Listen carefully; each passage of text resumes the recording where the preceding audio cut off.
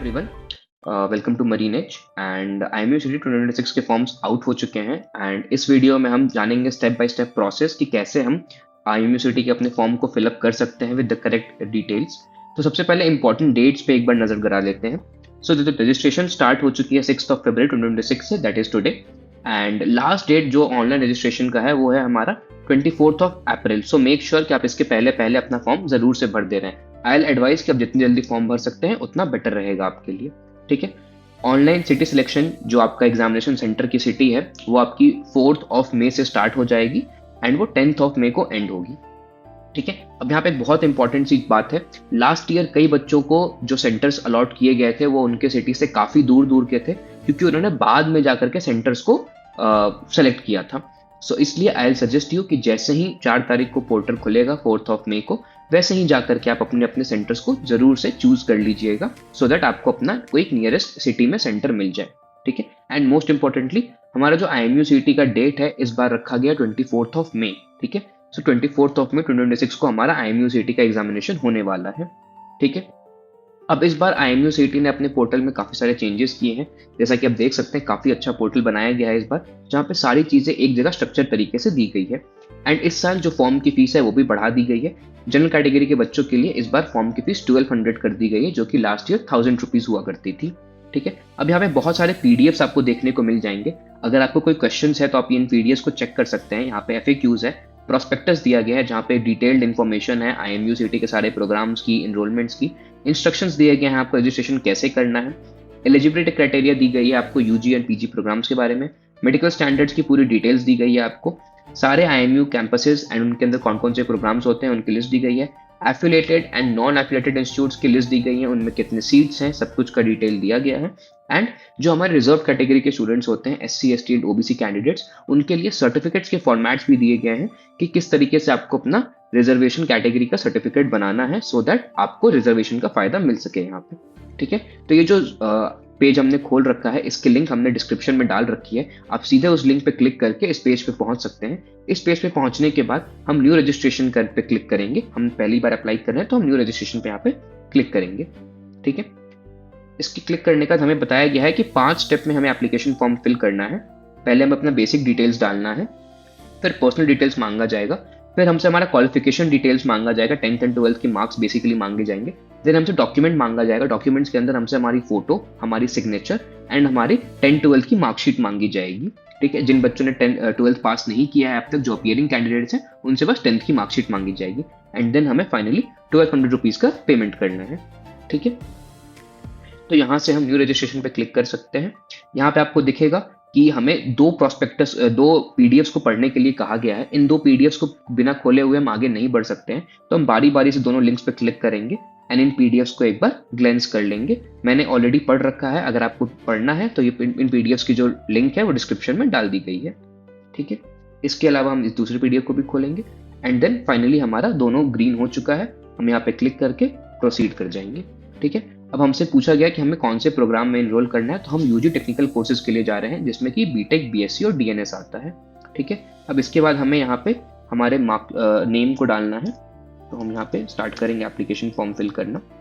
And then हमसे हमारी nationality पूछी गई है। देन हमें अपना यहाँ पे जेंडर सेलेक्ट करना है। देन हमें अपना कैटेगरी सेलेक्ट करना है। एंड अगर आप PWD कोटा यूज कर रहे हैं तो यहाँ पे आपको यस करना है, एल्स आपको नो करना है। फिर हमें यहाँ पे अपनी डेट ऑफ बर्थ डालनी है, जो कि हम यहाँ से चूज करके अपना डेट ऑफ बर्थ डाल सकते हैं। ठीक है, तो आपको काफी बारीकी से इन सारी चीजों को फिल करना है। यहाँ पे हम अपना मोबाइल नंबर डालेंगे, जिससे हम कांटेक्ट कर सकते हैं, जहाँ पे हमारी OTPs वगैरह एंड सारी इंपॉर्टेंट डिटेल्स आएंगी। एंड देन यहाँ पे हमें अपना मेल ID डालना है।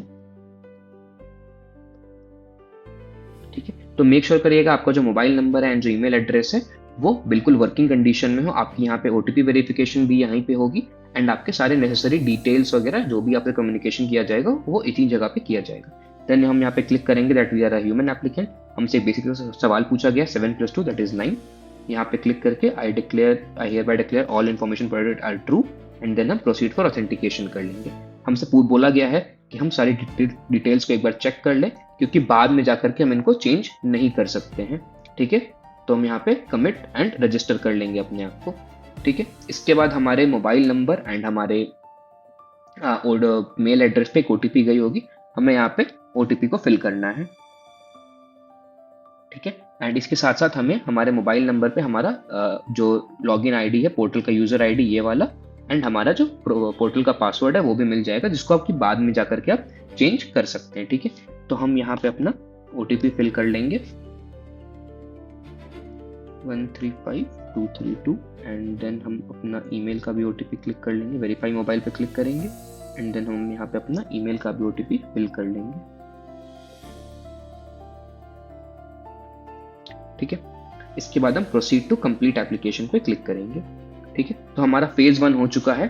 अब हमें कैंडिडेट की प्रोफाइल यानी कि हमें अपने बाकी डिटेल्स को यहाँ पे फिल करना है। ठीक है। तो हम यहाँ पे अपने फादर्स का नेम डालेंगे। ठीक है। एंड देन ये ध्यान रखना है कि हमें यहाँ पे कोई प्रीफिक्स नहीं डालना है, मिस्टर, मिसेज, डॉक्टर, ऐसा कुछ हमें प्रीफिक्स यूज नहीं करना है। एंड हम यहाँ पे अपनी मदर का नेम डालेंगे।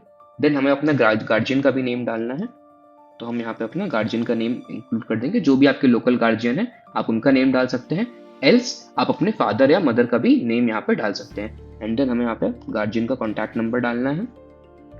अगर आप एनसीसी सर्टिफिकेट होल्डर है तो यहाँ पे आपको यस क्लिक करना है, एल्स आप यहाँ पे नो क्लिक करके आगे बढ़ सकते हैं। देन हमसे एक फोटो आईडी डॉक्यूमेंट मांगा गया है एंड उसका नंबर हमें देना है। तो यहाँ पे हमारे पास Aadhaar card, voter ID card, bank passbook, driving licence, PAN card का ऑप्शन आता है। आधार कार्ड यूजुअली हम सबके पास होता है, तो हम आधार कार्ड के साथ प्रोसीड करेंगे। इसके बाद हमें आधार कार्ड का हमारा लास्ट 4 डिजिट का नंबर डालना है, तो हम आधार कार्ड के लास्ट 4 डिजिट का नंबर डाल देंगे। देन हमें अपना रिलीजन चूज करना है। देन इसके बाद हमें अपना ब्लड ग्रुप चूज करना है। Then marital status. इसके बाद हमें अपना मदर टंग चूज करना है, जो कि हमारी नेटिव लैंग्वेज है, वो चूज करना है। देन हमें अपने पेरेंट्स एंड गार्जियन के ऑक्यूपेशन को चूज करना है एंड हमें अपनी यहाँ पे एनुअल इनकम को डिक्लेयर करनी है। ध्यान रखिएगा, अगर आप ईडब्ल्यूएस कैंडिडेट हैं एंड आप ओबीसी एनसीएल कैंडिडेट हैं, तो यहाँ पे आपके जो पेरेंट्स की डिटेल मांगी जा रही है वो बहुत इंपॉर्टेंट हो जाती है, तो प्लीज इसको अच्छे से फिल करिएगा अगर आपको रिजर्वेशन का बेनिफिट लेना है तो। ठीक है। हमसे यहाँ पे पूछा गया एक बहुत इंपॉर्टेंट क्वेश्चन कि do you belong to any special state. तो स्पेशल स्टेट में हमारे जो अंडमान एंड निकोबार होते हैं, हम लक्षद्वीप आइलैंड होते हैं, JNK होता है एंड उसके अलावा जो 7 सिस्टर्स होती हैं वो आते हैं। अगर आप इन स्टेट्स में से हैं तो यहाँ पे एक स्पेशल रिजर्वेशन होता है इन स्टेट्स के बच्चों के लिए, तो आप इन स्टेट्स को चूज कर सकते हैं, एल्स आप यहाँ पे नो पे क्लिक करके आगे बढ़ सकते हैं। देन हमें पूछा गया है कि क्या हम मेडिकल स्टैंडर्ड डॉक्यूमेंट्स को हम पढ़ चुके हैं, क्या हम एलिजिबल हैं, यहाँ पे हम यूज करके आगे बढ़ जाएंगे। आप यहाँ पे क्लिक करके मेडिकल के डॉक्यूमेंट्स को पढ़ सकते हैं एंड अकॉर्डिंगली अपने आप को वेरीफाई कर सकते हैं कि क्या आप एलिजिबल हैं या नहीं है। ठीक है। यहाँ पे पूछा गया कि पासपोर्ट है या फिर हमने अप्लाई कर रखा है। अगर आपने अप्लाई कर रखा है तो आपको यहाँ पे यस चूज करना है, तो उस केस में आपसे आपका पासपोर्ट का एप्लीकेशन नंबर या पासपोर्ट नंबर मांगा जाएगा, एल्स अभी आप नो चूज कर सकते हैं एंड फर्दर जब अपना पासपोर्ट बनवाइएगा तो कोई बात नहीं है, अब बाद में जाकर के लेटर ऑन प्रोसेस के अंदर आप अपना पासपोर्ट यहाँ पे ऐड ऑन कर सकते हैं। ठीक है। तो अभी हम यहाँ पे नो के साथ प्रोसीड कर जा रहे हैं। फिर हमसे पूछा गया कि हमें IMU के बारे में पता कैसे चला, तो हम यहाँ पे कोई भी अपना डाल सकते हैं जहाँ से हमें पता चला एंड यहाँ पे फिर हम इसको यस क्लिक करेंगे। देन हमें यहाँ पे एड्रेस डालना है, तो हमें प्लेस ऑफ रेसिडेंट अर्बन या रूरल डालना है एंड इसके बाद हमें हमारा हाउस नंबर, फ्लैट नंबर वगैरह डालना है। तो ये सारी डिटेल्स को हम फिल कर लेंगे। ठीक है। कंट्री हमने यहाँ पे चूज कर लिया, यहाँ पे हम अपना स्टेट को चूज कर लेंगे एंड देन हम यहाँ पे अपने डिस्ट्रिक्ट को चूज कर लेंगे। ठीक है। फिर हमसे यहाँ पे हमारा पिन कोड मांगा गया है, तो हम पिन कोड यहाँ पे चूज कर लेंगे। अगर इसके बाद आपका जो कॉरेस्पॉन्डेंस एड्रेस है, मतलब जहाँ पे आप रह रहे होते हो, वो एड्रेस आपका अलग है परमानेंट एड्रेस से, तो आप यहाँ पे अपने कॉरेस्पॉन्डेंस एड्रेस का डिटेल्स भी फिल कर सकते हो, एल्स अगर वो सेम है तो आप इस बॉक्स पे क्लिक करके सेम एज परमानेंट एड्रेस कर सकते हो। ठीक है। इसके बाद हम सेव एंड प्रोसीड पे क्लिक कर देंगे। हमसे बोला गया है कि हमें सारी डिटेल्स को एक बार चेक करना है, क्योंकि बाद में इन डिटेल्स को हम एडिट नहीं कर सकते हैं। सो हम एक बार ऊपर जाकर के सारी डिटेल्स को चेक कर लेंगे एंड देन अपॉन चेकिंग हम यहाँ पे कंफर्म एंड फाइनल सबमिट पे क्लिक कर देंगे। ठीक है। अब हमसे हमारे स्टेट का प्रेफरेंसेस मांगा गया है, तो आप जिस स्टेट में रहते हैं उसको प्रेफरेंस नंबर 1 डालना है एंड आपके जो भी नियर बाई स्टेट्स हैं उनको आप अकॉर्डिंगली प्रेफरेंस नंबर 2 से लेकर के 8 में डाल सकते हैं। ठीक है। तो हम यहाँ पे सारे स्टेट्स को फिल कर देते हैं, हमारे सारे प्रेफरेंसेस को फिल कर देते हैं।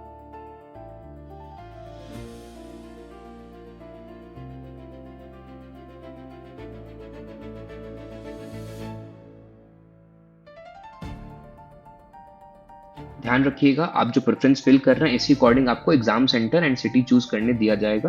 तो बहुत ध्यान से सारे स्टेट्स को आपको चूज करना है। प्रेफरेंस नंबर 1 में हमेशा उस स्टेट को डालना है जहाँ पे आप रह रहे हो, एंड बाकी प्रेफरेंस नंबर 2 से 8 में अपने नियर बाई स्टेट्स को आप डाल सकते हो।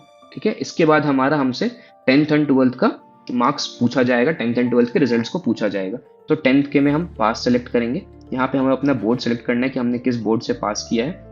देन हमें name of the school select करना है। देन हमें एग्जाम सेंटर चूज करना है कि किस स्टेट से हमने एग्जाम दिया था 10th का अपना। एंड देन डिस्ट्रिक्ट चूज करना है कि हमने किस डिस्ट्रिक्ट से अपना एग्जाम दिया है। ईयर ऑफ पासिंग हमें यहाँ पे चूज करना है कि हमारा ईयर ऑफ पासिंग क्या है 10th का। देन हमें यहाँ पे अपना 10th का रोल नंबर डालना है। एंड यहाँ पे बहुत इंपॉर्टेंट क्वेश्चन है कि क्या आप कोविड के ड्यूरिंग पास किए गए हैं, जहाँ पे आपको 10th या 12th के अंदर मार्क्स अलॉट नहीं किए गए थे, तो उस केस में आप यहाँ पे येस या नो चूज कर सकते हैं। अगर आप कोविड बैच से हैं जिनका रिजल्ट्स नहीं आया था, जिनके एग्जामिनेशंस नहीं हुए थे, तो यहाँ पे आप येस चूज कर सकते हैं, एल्स आप यहाँ पे नो चूज करके आगे बढ़ सकते हैं। ठीक है, फिर हमसे यहाँ पे हमारा इंग्लिश का मार्क्स पूछा गया, मैक्सिमम मार्क्स, एंड हमने इंग्लिश में कितना स्कोर किया था अपने 10th में, तो हम यहाँ पे वो डिटेल्स फिल कर देंगे। देन हमसे पूछा जा रहा है कि 10th के हमारे टोटल मार्क्स कितने, मतलब जितने सब्जेक्ट्स थे उनके सारे मार्क्स को मिला करके। मतलब अगर हमारा एक सब्जेक्ट 100 मार्क्स का था और हमारे 10th में 6 सब्जेक्ट थे, तो हमारा टोटल मार्क्स हो जाएगा 600। एंड देन हमने जितना ऑब्टेन किया है उस सारे सब्जेक्ट्स के अंदर, उन सबको ऐड ऑन करके हम यहाँ लिख देंगे, जिससे कि हमारी परसेंटेज कैलकुलेट की जाएगी कि हमारे 10th में कितने परसेंटेज ओवरऑल बने थे। ठीक है, तो यहाँ पे मैं अपने मार्क्स डाल दे रहा हूँ। जैसा कि आप देख सकते हैं यहाँ पे हमारा 97.5% हमारा एवरेज बनकर के आया कि हमने 10th में 97.5% स्कोर किया है। देन 12th में जिन बच्चों ने 12th ऑलरेडी पास कर रखा है, वहां आप रिजल्ट स्टेटस में यहाँ पे पास डाल सकते हैं, एल्स आप रिजल्ट स्टेटस में यहाँ पे रिजल्ट अवेटेड डाल सकते हैं। अगर आपने पास डाला है तो आपको सारी डिटेल्स फिल करनी होगी, एल्स अगर आप रिजल्ट अवेटेड डालेंगे तो आपको सारी डिटेल्स फिल करने की जरूरत नहीं पड़ेगी। आप बस यहाँ पे अपना name of the board fill करना होगा आपको, एंड आपको यहाँ पे अपना स्कूल का नेम चूज करना होगा कि आपने कौन से स्कूल से अपना 12th किया है। बाकी सारी डिटेल्स आप देख सकते हैं कि ऑप्शनल हो गई हैं, तो इनको हम छोड़ सकते हैं रिजल्ट अवेटेड के केस के अंदर। ठीक है, अब यहाँ पे हमसे पूछा गया कि क्या हमने बीएससी फिजिक्स या बीएससी केमिस्ट्री, मैथ्स, इलेक्ट्रॉनिक्स में ग्रेजुएशन कर रखा है एंड हम डीएनएस प्रोग्राम में लेना चाहते हैं, या फिर अगर हम एक इंजीनियरिंग ग्रेजुएट हैं जो कि डीएनएस प्रोग्राम में लेना चाहते हैं। अगर ऐसे बच्चे हैं तो आप यहाँ पे यस क्लिक कर सकते हैं, एल्स आप यहाँ पे नो क्लिक करके आगे बढ़ सकते हैं। ठीक है, फिर हम सेव एंड प्रोसीड पे क्लिक करेंगे। ओके, हमें यहाँ पे ये भी भरना होगा क्वालिफाइंग स्टेट, हम किस स्टेट से अभी एग्जाम दे रहे हैं अपना 12th का, एंड हम कौन से डिस्ट्रिक्ट से अपना 12th का एग्जाम दे रहे हैं, ये भी हमें यहाँ पे चूज करना होगा। ठीक है, यहाँ पे हमें अपना रोल नंबर डालना होगा।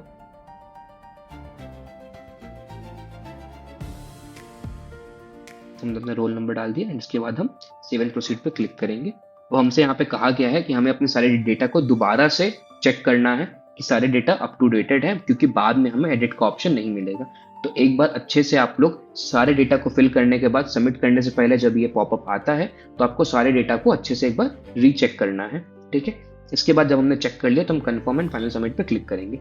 अब हम फेज 3 कंप्लीट कर चुके हैं, अब हमारा फेज 4 है, दैट इज हमें अपने डॉक्यूमेंट्स को अपलोड करना है। ठीक है, हमें यहाँ पे 3 डॉक्यूमेंट को अपलोड करना है। पहला हमारा फोटो है, दूसरा हमारा सिग्नेचर है, तीसरी हमारी 10th की मार्कशीट है। हमने 12th में डाला था रिजल्ट अवेटेड, इसलिए हमसे 12th की मार्कशीट नहीं मांगी गई है, एल्स हमसे यहाँ पे 12th की भी मार्कशीट मांगी जाती। अब यहाँ पे फॉर्मेट बहुत इंपॉर्टेंट है, यहाँ पे ऊपर में दिया गया है फॉर्मेट। जो हमारा डॉक्यूमेंट्स है वो जेपीजी, जेपीईजी या पीडीएफ फॉर्मेट में ही होना चाहिए, ये हमें इंश्योर करना है। जो हमारा फोटो है वो 10 to 200 KB के बीच होना चाहिए। जो हमारा सिग्नेचर का फोटो है वो 4 to 30 KB के बीच होना चाहिए। एंड हमारी जो मार्कशीट है वो मैक्सिमम 1 MB की होनी चाहिए। तो हमें इंश्योर करना है कि हमारी जो फाइल साइज है वो इतने के अंदर आ रही है। अगर नहीं है तो आप किसी भी ऑनलाइन फाइल साइज रिड्यूसर पे जाकर के अपने फाइल के साइज को रिड्यूस करके अगेन यहाँ पे आके अपलोड कर सकते हैं। ठीक है, तो हम यहाँ पे अपने कैंडिडेट की फोटो को सेलेक्ट करेंगे।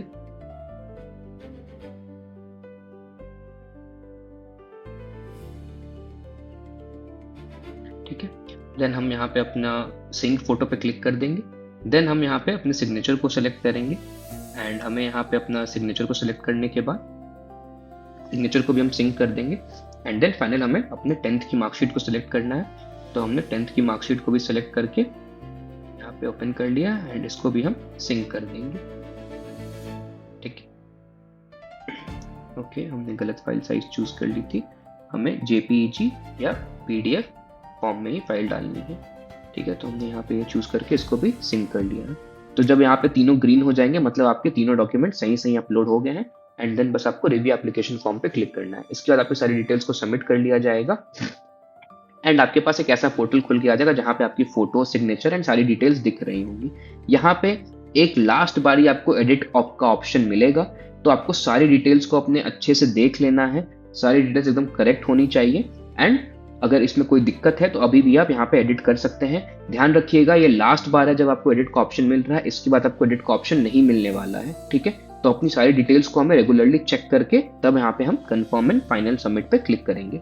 जो हमने क्लिक कर दिया तो अब हमारा फेज 4 भी कंप्लीट हो चुका है, हम अपने फेज 5 पे आ चुके हैं, that is the last stage, that is payment.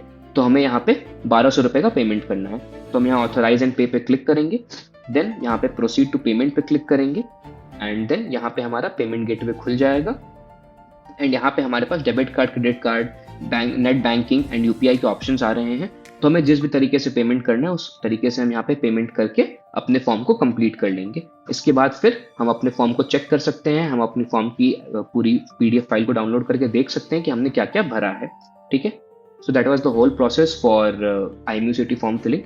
I hope so कि आपको ये पूरा प्रोसेस अच्छे से समझ में आया होगा एंड इसके अलावा अगर आपके पास कोई भी डाउट है फॉर्म फिलिंग को लेकर के, IMUCT को लेकर के, तो आप नीचे कमेंट कर सकते हो एंड हमारी टीम आपको proper step by step help करेगी आपके फॉर्म फिलिंग्स एंड बाकी चीज़ों को लेकर, ठीक है। So that was it, thank you so much for watching the video, have a nice day.